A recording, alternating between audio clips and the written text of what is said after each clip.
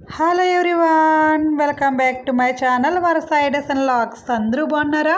మేమైతే చాలా బాగున్నామండి. మీరు కూడా బాగుండాలని దేవుని మనస్ఫూర్తిగా కోరుకుంటున్నాను. ఇంకా ఆలస్యం చేయకుండా ఈరోజు టాపిక్లోకి వెళ్ళిపోదాం. ఈరోజు టాపిక్ ఏంటంటే విచిత్రం అనే పదం గురించి ఏంటో తెలుసుకుందామండి. ఇంకా ఆలస్యం చేయకుండా వెళ్ళిపోదామా వీడియోలోకి. ఇంకా మొదలు పెట్టేస్తున్నానండి. అది ఏమిటో ఒక వింత తెలుసా? ఒకే శరీరంలో ఒకే దగ్గర ఉన్న రెండు శరీర భాగాలు విచిత్రంగా పనిచేస్తుంటాయి. అది ఏమిటో తెలుసా? ఒకటి నాలుక, రెండు చెవులు అన్నమాట. చెవులు ఎలా పనిచేస్తాయంటే ఎవరేం చెప్పుకున్నా మనకి వినగలుగుతాయి అన్నమాట. ఇంకా నాలుక, అది నిజమా అబద్ధమా అని మన నాలుక మాత్రమే వినలేదు, కానీ విన్నది కూడా చెప్పి అది నమ్మించగలదు. మనిషి కూడా అంతే. ఈ మధ్య కాలంలో వాళ్ళు వినకపోయినా అవి విన్నట్లుగా ఎదుటివారికి చెప్పి, అది నిజం కాకపోయినా వాళ్ళ ఉద్దేశాలు వేరే వాళ్ళ గురించి చెబుతూ అబద్ధాన్ని నిజంగా నమ్మిస్తూ పోతుంటారు. ఈ మనుషులు కూడా చెవులు నాలుక లాంటి వాళ్ళే. మనిషి నిజమైన ఆనందం కోసం తాపత్రయపడతాడు. లైక్ ఆస్తులు సంపాదించడం, రిచ్నెస్గా బతకడం, ఏదో అక్కడికి ఇక్కడికి ట్రిప్పులు వెళ్ళడం, చాలా విలువైన వస్తువులు కొనడం, ఫోన్ను కొనుక్కుంటేనో, బట్టలు కొనుక్కుంటేనో, బంగారం కొనుక్కుంటేనో, లైక్ ఇవి అన్నీ ఓ ఇల్లు అంటే ఒక పెద్ద ఇల్లు కట్టుకుని అందులో ఉంటేనో, లైక్ ఇవన్నీ నిజమైన ఆస్తులు, నిజమైన ఆనందం, సంతోషం అనుకుంటూ బతుకుతాడే. కానీ నాకు తెలిసినంత వరకు నా దృష్టిలో మాత్రం నిజమైన ఆనందం అంటే 24 గంటల్లో ఒక మనిషి మన గురించి ఆలోచించడం, మనం కలిసినప్పుడు ప్రేమగా సంతోషంగా మనల్ని పలకరించడం, ఇది మాత్రమైన నిజమైన ఆనందం అని నేను అనుకుంటాను. మరి మీరేమనుకుంటున్నారో కామెంట్ సెక్షన్లో కామెంట్ చేయండి. మరి మీరు కూడా ఇలాంటి మనిషిని సంపాదించుకుంటే అసలైన ఆస్తి, అసలైన ఆనందం అంటే అదే మీ జీవితంలో. డబ్బు చెబుతుంది అన్నిటినీ మర్చిపోయి నన్ను సంపాదించమని, సమయం చెప్తుంది అన్నిటినీ మర్చిపోయి నన్ను అనుసరించమని, కానీ భగవంతుడు చెప్తాడు నలుగురికి మంచి చేస్తూ ఉండు, నీకు కావాల్సినవన్నీ నేను ఇస్తానంటాడు. ఇదండి డబ్బు గురించి చెప్తున్నాను. డబ్బు ఎప్పుడూ అలా చెప్తూ ఉంటుందన్నమాట. సంపాదించగలది ఇంకా సంపాదించమని చెప్తుంది. సమయం మాత్రం చెప్తుంది అన్నిటిని మనసిపోయి సంతోషంగా జీవించని చెప్తుందన్నమాట. భగవంతుడు చెప్తాడు నలుగురికి మంచి చేస్తూ ఉండు, నీకు నేను కావాల్సినవన్నీ ఇస్తానంటాడు. అందరికీ సహాయపడుతూ ఉండు, నీకు కావాల్సినవన్నీ నేనే ఇస్తాను అని చెప్తాడనమాట. ఇప్పుడు ఈ రెండు శాశ్వతం కాదండి. డబ్బు, సమయం శాశ్వతం కాదు. భగవంతుడి మంచి చేస్తేనే మనకి అన్నీ మంచి జరుగుతాయి అన్నమాట. అందరికీ సహాయపడుతూ ఉంటే భగవంతుడు మనకే అన్ని రూపాల్లో సాయం చేస్తూ ఉంటాడండి. ఇదన్నమాట డబ్బు గురించి. చాలామంది డబ్బు గురించి చాలా కఠిన నిజాలు చెప్తూ ఉంటారు. అవి ఏంటో తెలుసుకుందామా మరి? ఎవరు నీకు డబ్బు గురించి నేర్పరు, నీకు నువ్వే నేర్చుకోవాలి. అవును, మనం నేర్చుకుంటాం. ఎందుకంటే డబ్బు వల్ల అవి కొనుక్కోవచ్చు, ఇవి కొనుక్కోవచ్చు అని మనకే ఆశ కలుగుతుందండి. ఎవరు చెప్పిన అవసరం లేదు. డబ్బులు అంటే చిన్నపిల్లవాడికి కూడా ఆశ పుడుతుంది. ఎందుకంటే అవి తీసుకెళ్ళి షాప్లో ఇస్తే వాళ్ళకి ఏదో ఇస్తారు కదా. అలాగా డబ్బు గురించి వాళ్ళకి ఎవరు నేర్పాల్సిన అవసరం లేదండి. చిన్నపిల్లలు కూడా నేర్చుకుంటారనమాట. అలా పెద్దవాళ్ళకు కూడా తెలుసు. కేవలం సేవ్ చేయటం వల్లే ధనవంతుడు అవ్వలేవు, ఇన్వెస్ట్ చేయాలి. రైట్ అండి. డబ్బులు తీసి పక్కన పెట్టుకున్నంత మాత్రాన అవి సేవ్ అవ్వనట్టు లెక్క కాదు. ఏదన్నా అవసరం వచ్చినప్పుడు మళ్ళీ తీసి వాడేస్తూ ఉంటారన్నమాట. ఇన్వెస్ట్ చేయటం అంటే బ్యాంక్ రూపంలోనో పోస్టల్ రూపంలో వేస్తారు కదా. దానివల్ల ఎంతో కొంత వడ్డీ వస్తుంది కాబట్టి అది ఇన్వెస్ట్ లెక్క వస్తుంది అనమాట. అందుకని ఇన్వెస్ట్ చేయాలని చెప్తున్నారు అందరూ. నీ ఆదాయం నీ స్కిల్పై ఆధారపడి ఉంటుంది, డిగ్రీ కాదు. అవునండి, డిగ్రీ చదివినంత మాత్రం డబ్బు అయితే రాదు. మన ఆదాయం గురించి మన స్కిల్ అంటే మనం దాన్ని బట్టి ఆధారపడి ఉంటుంది.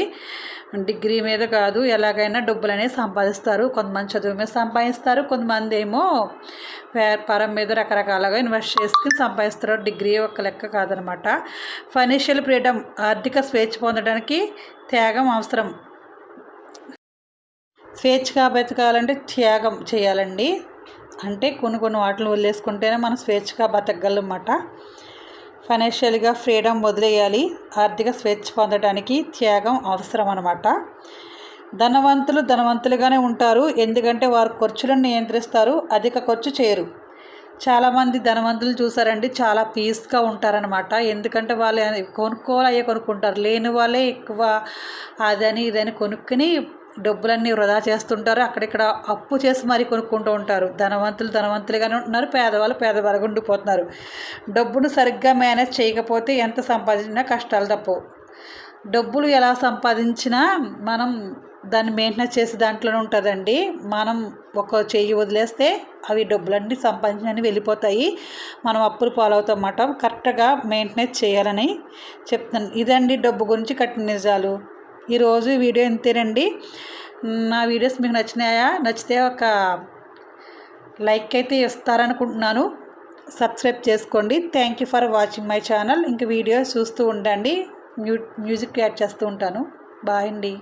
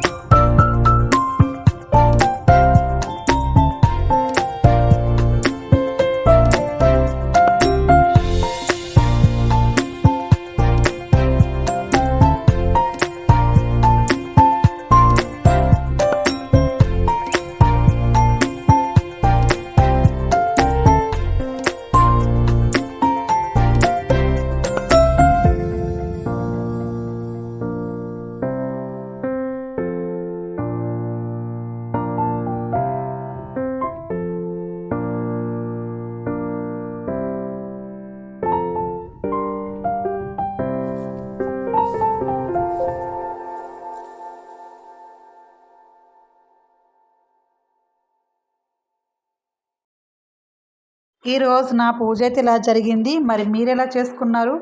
వచ్చేది శ్రావణ శుక్రవారం వస్తుంది కదా, ఎంతమంది వరలక్ష్మి వ్రతం చేసుకుంటున్నారు? నేనైతే ఈ వారం చేసుకుంటున్నాను. ఎలా అనేది వీడియో రూపంలో మీకు చూపిస్తాను, చూస్తూనే ఉండండి. నా ఛానల్ సపోర్ట్ చేస్తూ ఉండండి. మీకు ఇంకా మంచి మంచి కంటెంట్లు ఇవ్వడానికి ప్రయత్నం చేస్తూ ఉంటాను. నేను లైక్ అయితే ఇవ్వమని అడగట్లేదు, మీకు నచ్చితే లైక్ అయితే ఇవ్వండి, సబ్స్క్రైబ్ చేసుకోండి. Thank you for watching my channel. Bye అండి. మ్యూజిక్ యాడ్ చేస్తాను, చూస్తూ ఉండండి.